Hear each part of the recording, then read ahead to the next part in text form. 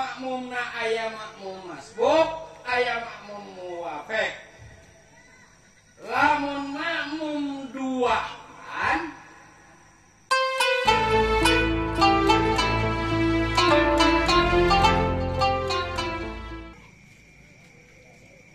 Assalamualaikum warahmatullahi wabarakatuh.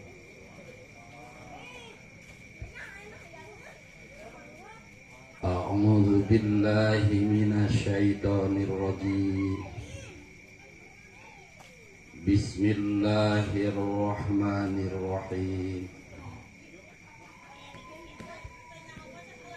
Alhamdulillahilladzi nasta'inuhu wa nastaghfiruh wa na'udzu billahi min syururi anfusina wa min sayyiati a'malina may yahdihillahu fala mudhillalah wa may yudlilhu fala hadiyalah.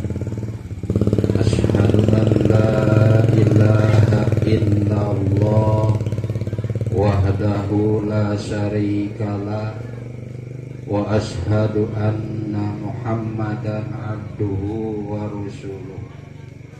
Allahumma sholli wa sallim ala Sayyidina Muhammadin wa ala alihi wa sahbihi ajma'in. War-Rahmanul Quddusul Ba'isul Muqtadir. Qala rabbi shrah li sadri wa yassir li amri wahlul 'uqdatam min lisani yafqahu qawli. Subhanaka la ilma lana illa ma 'allamtana innaka antal alimul hakim. Al-ayah manana wallahu a'lamu bishawabil muradih.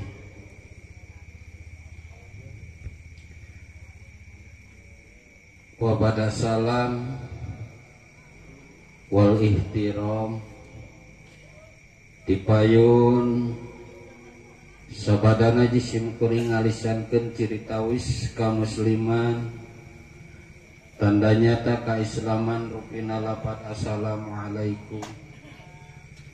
Maka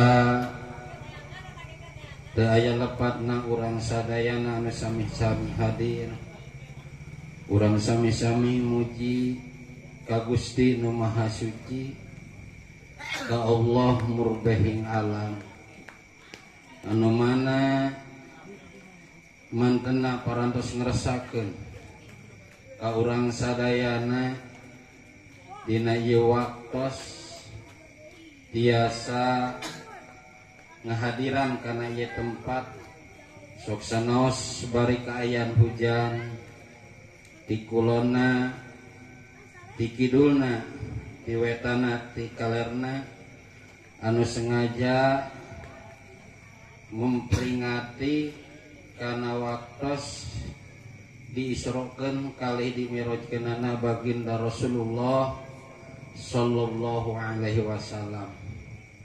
Namung hapunten namina jalmi bapa sadayana aya katerangan ana subit tadkir wallahu bi tadbir. Manusia itu cuma punya rencana, direncanakeun kita dina ku urang kampung Pasir Ciung ngarencana pisa bulanan deui saurna oyong kasumpingan kersana Syekhuna Al-Mukarram pimpinan pondok pesantren Taluk Agung. Tapi sing emut karena keterangan Syekh Rasul tadi anas subit tadkir wallahu bi tadbir. Usaha mah aya, rencana aya, dongkap ka itu mah dongkap, ngancan aya izin Allah kajeng titip ulah nyalahkeun panitia tos angkat ngan ieu mah teu acan aya izin Allah. Saupami teh tos aya izin Allah mah moal make teu dongkap. Namun kesalahan teknik anu hasilna miskomunikasi alhasil kersana pun guru pimpinan pondok pesantren Teluk Agung teh tiasa ngadilan. Namun simkuring rasa tanggal waler Pak sok sanaos bari teh tiasa ge da kasebat alumni pondok pesantren Teluk Agung. Ya ieu mah lain badal kul minal kul badal badi minal kul, ieu mah badal golak ge kembae loba salahna. Itu pasti loba dina sangabadalan. Rasa kali deui satu acana acara dikawitan anu kaitan sinareng tugas simkuring, maka titip simkuring kasadayana warga masyarakat Pasir Cium ieu wayahna ulah nyalahkeun panitia ngonang. Ujung nama dalilna anna subitadkir wallahu bi tadbir. Manusia cuma rencana tapi Allah anu nangtukeun. Jadi simpulna teu aya dan aya izin Allah Subhanahu wa taala. Kapayunan Bapak aparatur pemerintahan Desa Gelar Anyar dikawit bawahan sampai ke atasan anu alhamdulillah Bapak Sekdes tiasa hadir, Bapak Punuh tiasa hadir, anu puji simkuring dipihormat kalayan mudah-mudahan anjeunna Allah Subhanahu wa taala dimuliakeun. Kapayunan para alim ulama tokoh terkemuka anu sami hadir, anu puji simkuring dipihormat, anu mudah-mudahan Allah Subhanahu wa taala dimuliakeun. Kapayunan para santri santriyin santriyat anu puji simkuring dipihormat, kalayan simkuring bingah kalintang bingahna di Kampung Pasir Cium ieu aya generasi penerus dugi ka seueur santri-santri dikawit intihan dugi ka ceramah. Ya kitu Pak santri mah bahasa urang sekilas sana sopan ina indah takna tartib enak nyaman. Jadi ngaran santri mah kudu sopan tartib indah nyaman. Ngan lamun ngaran santri teh sopan teu tartib teu indah teu nyaman lain santri. Jadi santri mah kitu ngaran disebut santri teh. Alhamdulillah para santri doa ti simkuring anjeunna mudah-mudahan sing janten penerus para sesepuh anu tos marurih ka rahmatullah malihanan simkuring ieu teh Yesua teh tos kariseksana kangancengannya namun kumaha tuh dari sadayana sisana nya Yesua mah mung karaos gitu Yesua teh sepuh mah ieu ngan nyepong mik hampir asa murad papunah abad. Coba hadirin sadayana sateacana ieu pangaosan diteraskeun maka kalintang saena simkuring bade tumaros ka urang Pasir Cium ieu pangna urang tianggangna nya tianggangna bisa bulanan deui mah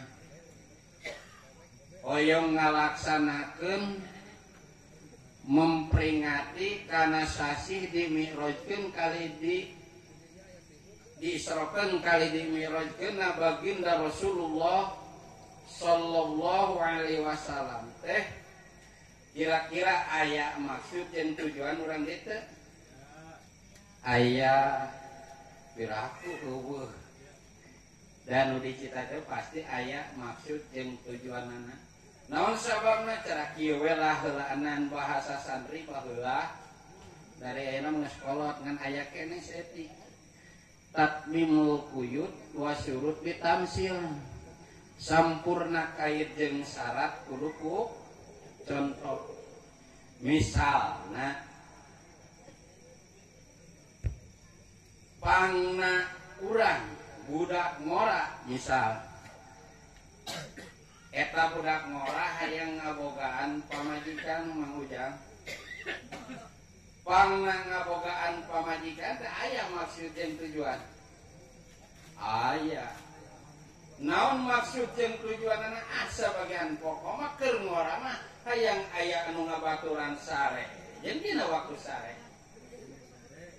ngan teu cukup di baturan sare dina waktu sare kitu awe jeung lalaki dalam mun kurang ngabogaan pamajikan kabeneran eta tujuan teh keur bujang tika nikahna da tujuan hayang aya nu ngabaturan sare dina waktu sare katurut katimpuk meureun aya tujuan nu sabede tuna ai kabeneran Mang Ujang kompet tulikeun mah moal atawa teu bageur da kabeneran kompet dileper cara awewe hayang ngabogaan salah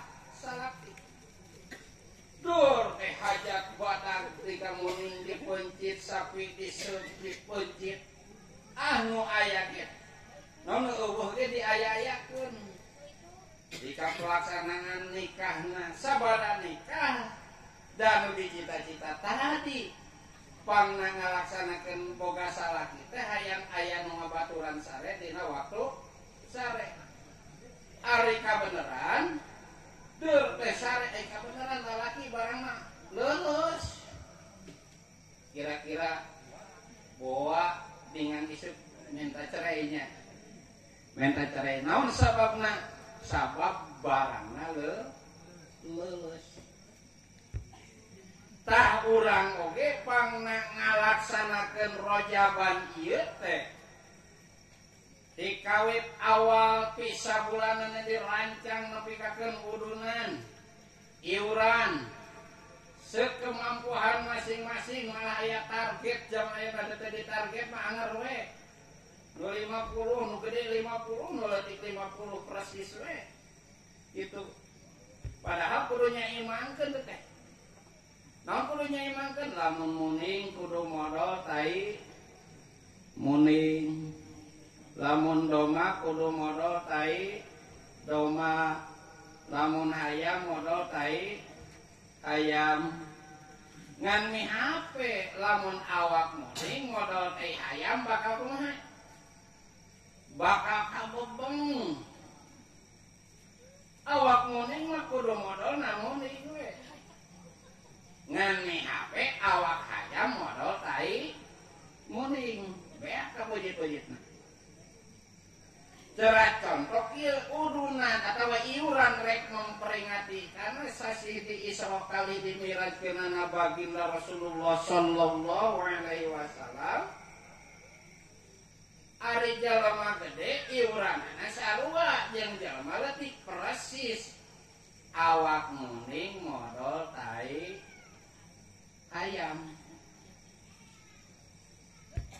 Malaya di pasir itu mah geus simkuring geus apal da urang dieu. Nu gede mah sok gede we. Ngan paurna nu leutik diatur kudu gede. Paurna teh nu leutik diatur nu gede teh kieu keur mah leutik cina mayar udunan rojaban gede beak imahna dijual. ngan di dieu mah moal aya turun tumpae biasa anu gede 150 beja anu leutik beja 50 gitu lain henteu salah diratakeun salah naon salahna nya hayam sarua modal jeung doma da lamun doma mah kudu doma mata kuda kasadayana tah pangna urang dieu ngalaksanakeun rojaban teh maksud jeung tujuan mah pasti bakal aya dirancang ti tadi nepi ka ayeuna deukna ngan pedah anu dicita-cita teh acan aya izin Allah tapi da pelaksana simpulin tanggung jawab ngan pedah moal sarua naon moal sarua ieu mah badalna ge badal bolat jangan beda jeung badal badi minal full moal sarua di sarua-sarua oge ngan daripada bongkor nantung. Nah maksudna pangna urang dia ngalaksanakeun iwati pokok pertama mah hayang kenging syafaat baginda Rasulullah sallallahu alaihi wasallam. Dasar realiti itu hoyo pangna ngalaksanakeun rojaban teh hayang kenging syafaatna baginda Rasulullah sallallahu alaihi wasallam. Seperti itu contoh tadi lalaki ngabogaan pemajikan hayang aya nu ngabaturan sare bari normal awewe ngabogaan salaki hayang aya nu ngabaturan sare bari dohir nya bari dak lamun teu kitu mah urang dieu teh hayang kenging syafaat baginda Kangjeng Nabi Muhammad SAW rek naon rojaban ngan tujuan hayang kenging syafaat nah simpeuling ngadoa mudah-mudahan urang dieu ku ayana dina ieu wengi memperingati kana sasih diisrokeun kali dimirajkeun baginda Rasulullah mudah-mudahan sing kenging syafaatna baginda Rasulullah sallallahu alaihi wasallam amin. Itu we eta panjang. Kadua pangna urang sarerea dina wengi ieu ngalaksanakeun memperingati kana sasih dimirajkeun kali disrokeun kali dimirajkeun baginda Rasulullah SAW teh dina wengi ieu pisan dilaksanakeun naha ieu teh cinta ka Kangjeng Nabi atau Nabi sanes Pak ulan ibu cinta teh Kangjeng Nabi ieu teh pangna ngalaksanakeun rojaban teh jigana cintanya cinta beda Pak ari cinta ka Kangjeng Nabi jeung kanu jadi bojo omo ari santri bangga ya loba santri nya ai santri mah mun ningali awewe teh make aya nulis idinya teh ari kabagian madrasah luhur kurakeun ka handap ditulis teh in kasaro nuru qamar biluti qadaika wala jahratal lati nagliku untung ngajawab di handap santri nih gaya ya bapak sasi akan nah kumaha ai bapak mah ngarti ari santri pisaeun jawab teh lu ya kan bahasa anak ieu mah teh kurang percayalah cahaya bulan yang bundar karena cantiknya wajahmu tas untung pun bunga yang mengalahkan kecantikanmu oh sayangku santri mah kitu ngucap waranya tah urang ge ka pamajikan kitu da ieu mah pangna urang ngalaksanakeun rojaban teh kira-kira mah lain cinta ka Kangjeng Nabi tapi kakarek ciri mika cinta ka Kangjeng Nabi boa urang mah cinta bana mah teh cintaeun ka urangnya tah jadi kakarek ciri mika cinta ka Kangjeng Nabi. Ada kieu lah. Jalma salat belum tentu jalma salat ditampi ku Allah Subhanahu wa taala. Ya. Aya ge urang sararea mika cinta ka Kangjeng Nabi tapi can tangtu urang sararea dipika cinta ku Kangjeng Nabi. Mudah-mudahane ku ayana kieu teh urang sing dipika cinta ku Kangjeng Nabi Muhammad Rasulullah sallallahu alaihi wasallam. Ngan awas lamun urang cinta ka Kangjeng Nabi dibarengan ku ciri mika cinta ka Kangjeng Nabi otomatis urang kudu turut tumut kana parentah Kangjeng Nabi. Jeung urang kudu mampu kana rupa hal anu dilarang ku Kangjeng Nabi. Eta kakarek ciri cinta ka Kangjeng Nabi. Naon parentah Kangjeng Nabi heulaanan we anu dohir ayeuna. Kangjeng Nabi marentah ka setiap jalma mesti kudu jadi manusia dai. Naon ari dai teh ngajak dina jalan ka alusan karana salat heula aja. Jadi sararea diparentah ku Kangjeng Nabi lain aja ngarumpul bapak ibu kabeh diparentah ku Kangjeng Nabi mesti kudu jadi manusia dai. Iraha Kangjeng Nabi marentahna emot karena sejarah peristiwa Rasulullah sallallahu alaihi wasallam di padang Arfah anu lajim disebutkan Hujjatul Wada. Nyata khutbahna baginda Rasulullah sallallahu alaihi wasallam dina sewaktos perpisahan jeung umat-umatna dina sejarah 23 tahun. Anu ngajamanan dina waktu eta gaulna jeung Rasulullah sallallahu alaihi wasallam suka jeung duka. Suka jeung duka. Naon sababna? Sabab ieu khutbah perpisahan.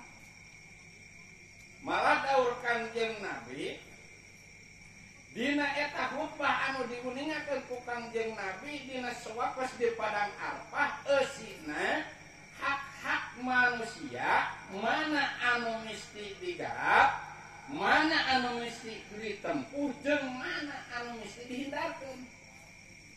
Gitu khutbah Kangjeng Nabi henteu panjang tapi eusina kaharti.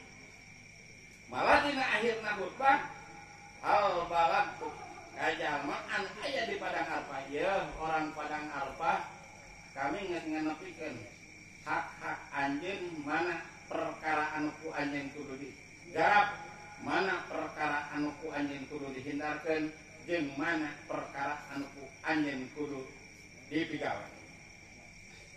Kumaha jawab masyarakat dina waktu eta? Ngajawabna wal yuballighu syahidu minkum ghaib. Maka cek eta jalma ngajawab, bener ya Rasulullah, Rasul parantos ngadugikeun ka abdi-abdi sadayana kana hak-hak abdi sadayana mana perkara anu kudu digarap, mana kudu ditindakeun jeung mana perkara anu ditolak.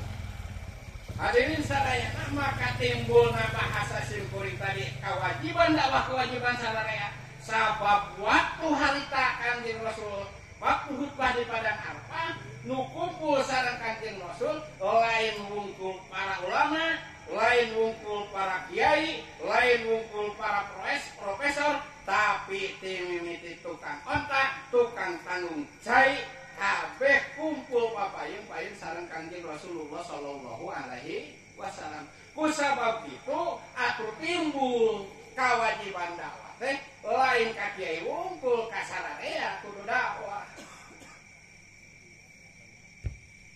Cek ieu teh mana bisa dakwah kumaha we kudu masantren heula. Ieu cek si bapak heuh nama sanengan dakwah teh hese Ari teu masantren heula mah nyarita di nu kieu mikir bati ngurang teu pugu-pugu. Sedangkan make kudu dakwah. Kan diparen aku Rasul kudu dakwah. Ari we rek bisa mana kumaha. Tah di dieu Bapak sadayana kudu diesian ku pemikiran anu normal. Pak, sabener mah jalma piru bisa dakwah. Apalagi bapak-bapak sadayana jalma normal. Panon bisa ningali, kuping bisa nguping, ya, irung bisa ngamuk. Ieu mah heulaanan jalma piru teu bisa nyarita, tapi bisa dakwah. Omong urang. Nah kumaha ngalaksanakeun parentah Rasul. Misalna ari jalma piru mah dakwahna teh lain ku carita. Kunaon ku pagawean. Malah dakwah anu piru bakal leuwih afdol ti dipan lisan mubalik anu ngan saukur nyaritakeun tapi teu bisa ngalaksanakeun. Contoh, lamun jalma piru dakwah teu kudu nyarita jalma. Misalna di dieu aya ulah kukulan ulah kanggo cai paragi abdas.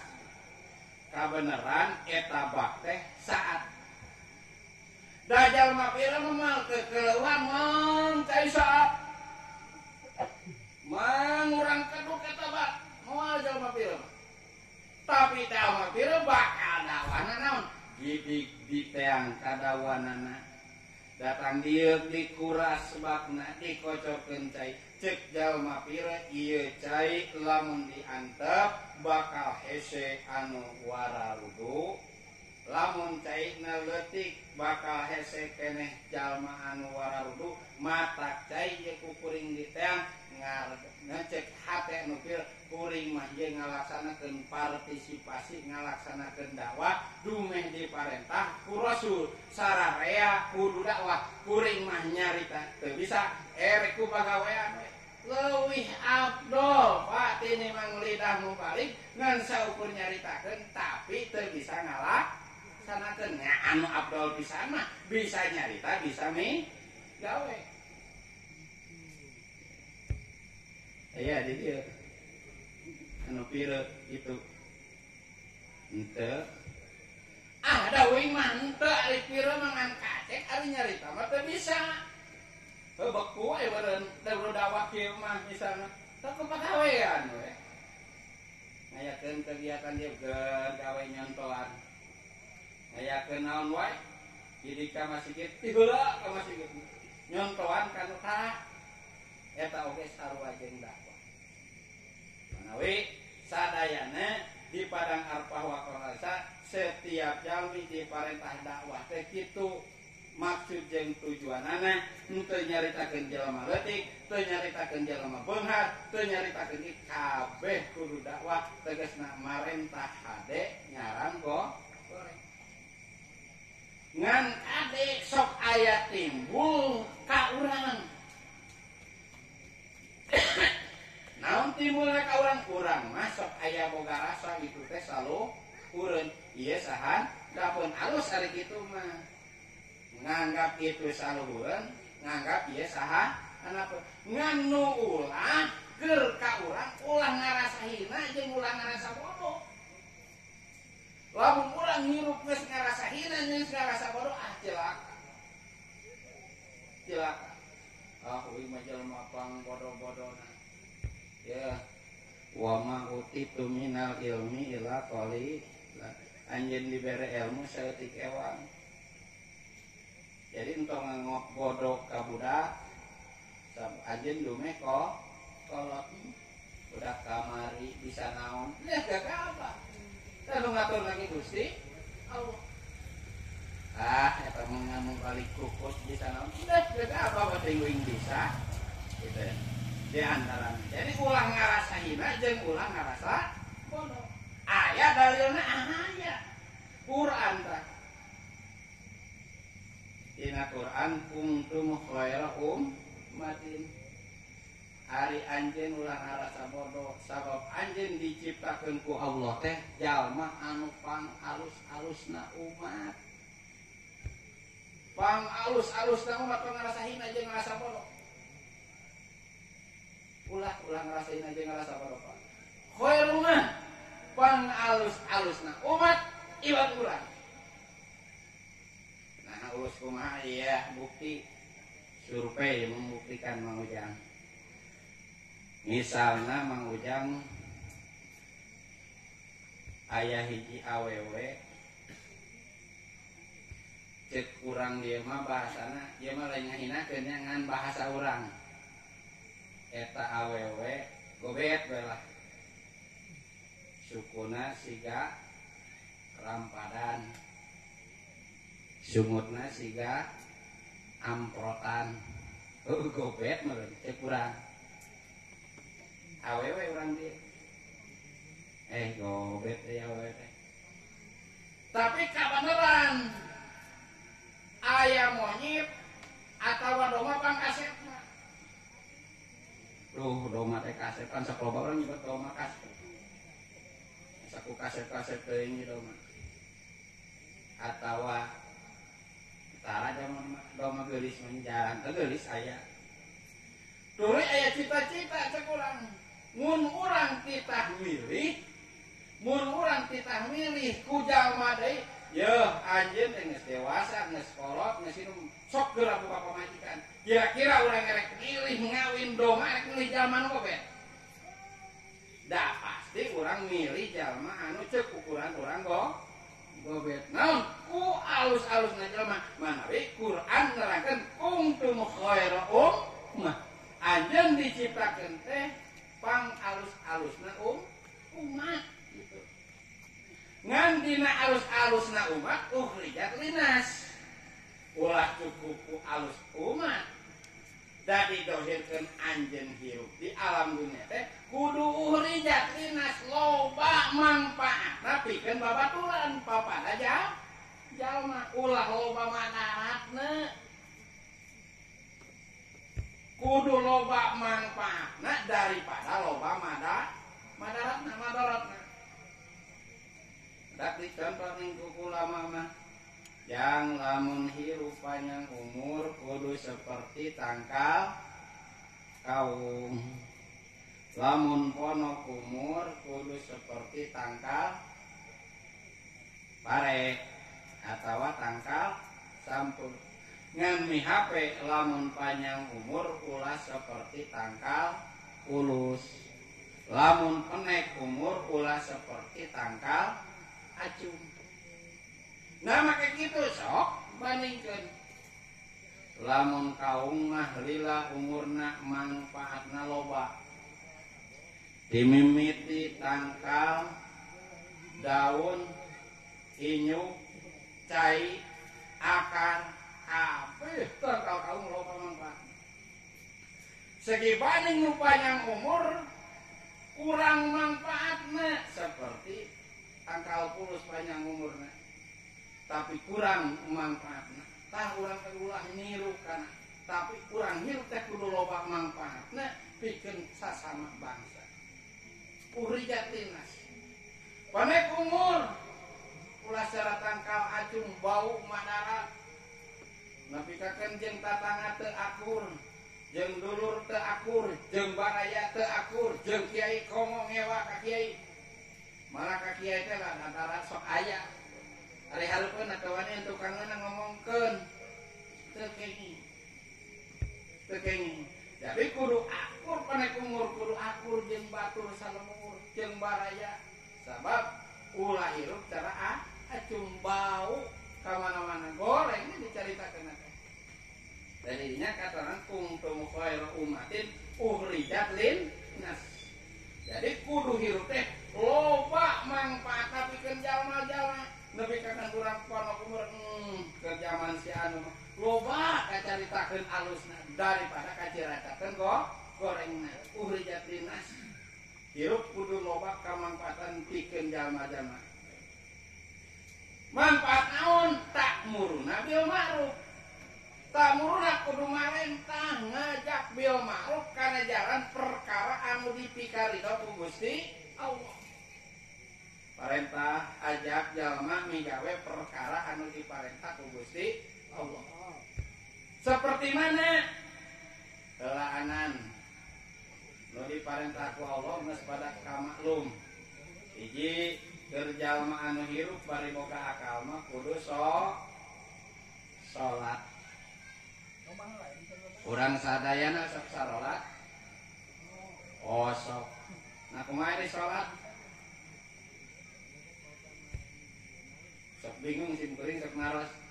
Hari di madrasah ibu sok salat, sok kemari salat nya kana salat mah kieu we ruku, sujud. Ande ekatina sujud. Mau kunut ini baca. Cek kuring lain salat mah. Nono kumaha di salat eta mah rukunna. Ari salat mah ngalaksanakeun ibadah anu tangtu tur ditangtukeun waktuna. Salat mah jadi ngalaksanakeun ibadah anu tangtu tur ditangtukeun waktuna. Jalma salat dur salat lohor kumaha lamun salat lohorna jam 10 jadi salatna mah salat lohor lain kodongan jam 10. Cek kuing lain salat. Sanaja 4 rakaat salat lohorna. Nah, maka kitu da ari ngaran salat mah ngalaksanakeun ibadah anu tangtu tur ditangtukeun waktuna. Lamun salat lohor nya minimal jam 12 rata dina ayeuna mah aya jadwal. Salat Isya minimal jam 8 setengah 8 marak keur jadwal mah aya jam 7. Jadi ngaran salat teh ngalaksanakeun ibadah anu tangtu tur ditangtukeun waktuna. Lamun asar kudu geus nepi kana waktu asar. Can datang waktu asar geus salat terjadi salatna. Salat subuh can datang waktu subuh teu salat terjadi salatna. Jadi ngaran salat mah ngalaksanakeun ibadah anu tangtu tur ditangtukeun waktuna. Man kumaha lamun urang teu salat? Nah make kumaha? Geus para apa kamalupan Kangjeng Rasul teh diperingati Isra wal Mi'rajna teh ayeuna anu hasilna salat. Tuluy teh dipigawe. Lamun teh dipigawe pasti bakal aya siksaana. Kangjeng Rasulullah sallallahu alaihi wasallam Isra ti Masjidil Haram ka Masjidil Aqsa. Lilana jauh napa teh dicaritakeun. Di Masjidil Haram ka Masjidil Aqsa teh kira-kira 500 kilo. Diserokeun. Tuluy Kangjeng Rasul dimirojkeun. Ari ngaran miroj teh naik di Masjidil Haram kalau itu ka langit ka hiji kadua katilu ka mustawan. Hasilna salat. Asalna salat 5 waktu bolak-balik nepikakeun jumlah pikeun jalma salat ngan ukur timbul 5 waktu dina saperti ngan wajibna. Terus urang jalma akil boga akal balik terus teh salat. Tah sewaktu Rasul tadi Isra Kangjeng Rasul ditinggalikeun aya jalma ditingang pasirahna ku palu kone. Urang hafal palu kone. Palu danten lah. Kira-kira 5 kilo gitu palu danten. Ditingang eta sirahna ku palu. Sewaktu Rasul katingal eta jalma jepret ditingang sirahna. Mangga kita bae nama kacap 11-nya. Hikayatna ditingang rakyat eta sirahna. Uluh atuh marahin geus sajet mah atoh hor. Geus rajet kehendak Allah. Tong aneh contoh ka umat Nabi. Sabab geus rajet ditingang ku palu kone hancur sirahna cager deui, Pak. Ngan di mana geus cager ditingang deui sirahna rajet deui. Gitu seneng. Persis dia lah pelanan nu ame deukeut ka urang nu aya di dieu aya mah. Urang teh simkuring ya tukang ngarit. Lain tukang meureun osok ngarit. Kabeneran atawa ngarasuluh kakadek, Pak. Di mana kakadek lain sengaja kakadek berat buat kaput liput cager deh ngan kacek di kadek deui kabut deui kadek teh jadi mah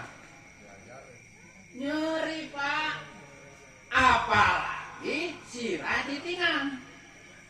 Sirah ditingang pokok-pokoknya jret lajet.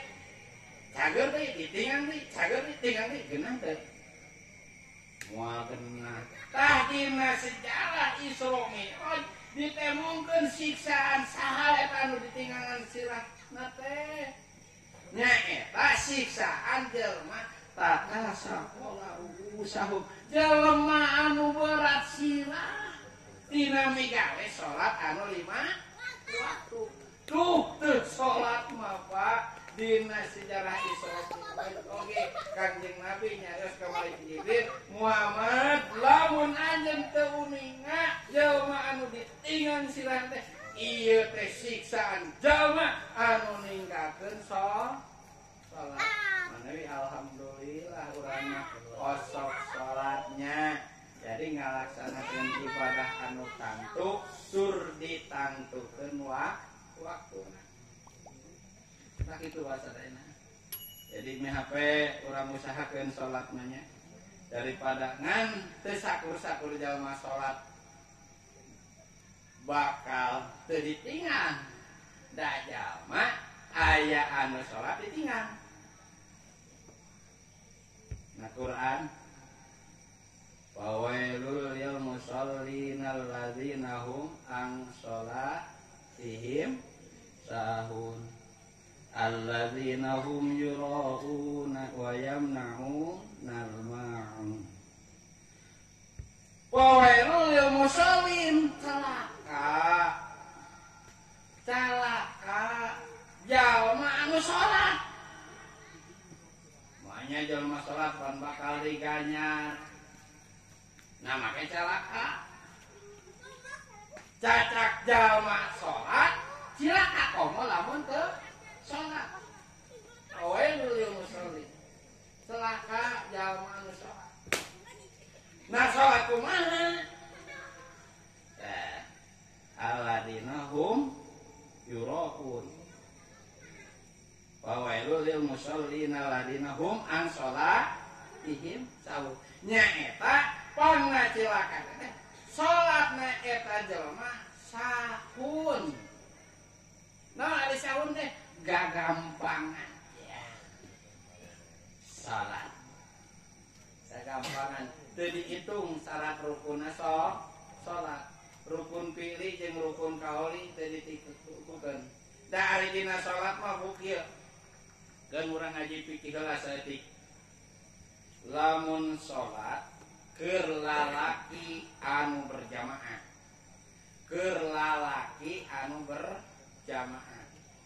Lamun salat duaan heulaanan dina nangtungna. Nangtungna apan aya salat teh aya anu jalma salat ngajegang. Aya jalma salat anu rapat sukuna. Nah salat nangtungna kudu kumaha? Kudu ngajegang, kudu rapat suku. Tah dina salat supaya meunang pasunatan, ya dina ilmu fikih renggangna suku kira-kira sajengkal. Kira-kira sajengkal renggang suku dina nangtung. Jadi entong salat ngajegang teh sok aya ngeureunaan baturnya menurut. Aya nu ada keun besok ada sok teh keur awewe kudu ada sok teh. Keur lalaki mah renggang kira-kira nangtungna renggangna dihanap kira-kira sajengkal. Tah ieu urang kada kana ilmu fikih. Kadua di sampingna sing bener nutup auratna. Bener teh maksud cek ilmu fikih. Pak di samping utramina saluhureun mata kaki. Jadi samping teh malawi kudu make sontop alus nama. Samping teh ulah handap teuing. Ulah luhur teuing. Handap teuing nepikakeun kating cakan. Luhur teuing nepikakeun bitis. Padahal aturan mah samping di samping keur lalaki nalika salat wayahna eta di samping kudu saluhureun mata kaki. Mumun jangan timbul weh Pak Ustaz geuning Abu Bakar Siddiq mah sahanapeun mata kaki. Teu naon sahanapeun mata kaki. Salatna Abu Bakar Siddiq. Teu naon ngan ulah nepi ka katincak keur lalaki mah. Salat teh. Nampingna saluhureun mata kaki anapna ieu. Keun supaya aya bawaeun ya. Selanan. Ngaji mau kekeh dia mah urang kampung urang deui ya. Jadi urang ngaji ilmu fikih saeutik. Kadua hiji keur ngamakmum aya salat munfarid, aya salat ngamakmum, makmumna aya makmum masbuk, aya makmum muwafiq. Lamun makmum duaan berjamaah belah katu lesian tong jauh teuing ti imam kira-kira ukur sakieu eta Pak. Entong ditukangkeun teuing imam. Belah kenca lesian teh. Dua. Datang makmum anu katilu wayahna ngamakmum tukangkeun imam atuh meureun teh do kana tur kana bujur imam. Sabab nu ieu jeung nu ieu aya hampir lempeng jeung imam. Lain lempeng hampir lempeng. Tak cek ilmu fikih wayahna makmum anu eta ngageser ka tukang. Anu dua ngageser ka tukang jadi makmum lempengan imam. Sarayana imam ngageser ka hareup. Ngan dina ngageserna kudu make ilmu tidak sabab lamun salat obah tilu kali teh jadi salatna. Sedangkan ari ngageser ka tukang pasti obah suku. Manawi dina ngalengkahna ka tukang sukuna digolosorkeun ka tukang sar. Hiji, sar, dua. Ulah ngalengkah sabab lamun ngalengkah hiji, dua. Hiji ngajungjung, dua nincak, tilu pinah. Di mana tilu kali obah terjadi salatna. Kudu kumaha digolosorkeun sukuna. Ser hiji, ser dua. Munur teh. Da sok aya anu salat pinah makmum kieu. Berjamaah munur ka tukang. Bareng tilu. Hiji njungjung, dua nincak, tilu pinah. Da kudu kumaha? Ser hiji, ser dua. Tah ilmu fikih diatur tidak salat. Mana we ulah salat ang salat ieu sahur, Pak. Jadi salat gagampangan da kitu. Naraka we ditabiskeun jalma. Bikeun jalma nu salatna sahur da kitu. Jadi gagapah asal salat. Dulu berjamaah mun duaan. Ayana di belah katuhu makmum. Tong jauh ti imam. Tong jauh ti imam. Terus aya deui berjamaah. Eusian atuh geng sok hiji lobakeun ka belah katuhu saetikeun ka belah kencangan ulah meakeun. Oh ieu dibeakeun ka belah katuhu aya kencauhan. Jadi rek eusian belah katuhu, rek eusian kenca geng sok hiji mah atawa dua mah. Loba katuhu batan ka kenca. Tah eta dina urang praktekna salat berjamaah. Kadua pinu jajaran hareup masih dia wayahna lalaki nu berjamaah kudunya di jajaran lain di sisi ari tadi mah cicingna ti hijireun imam ngan kadua jajaran diatur ku ilmu fikih wayahna makmum nyieun jajaran kadua kudu lempengan imam itu kangen imam jadi ieu jaed ieu imam ieu makmum berjamaah lempengan imam nyieun deui jajaran hiji pangtengahna datang deui makmum masbuk eusian tong kabelah keca eulanan ka katuhu datang deui hiji eusian kabelah keca kitu salawasna insyaallah Pak jadi moal salat sahur. Kedua dina berjamaah di antarana sok aya makmum ngamakmum deui nya ngamakmum tadi teh misal biasana ka Pak Ustadz Junaidi ngamakmum teh berjamaah.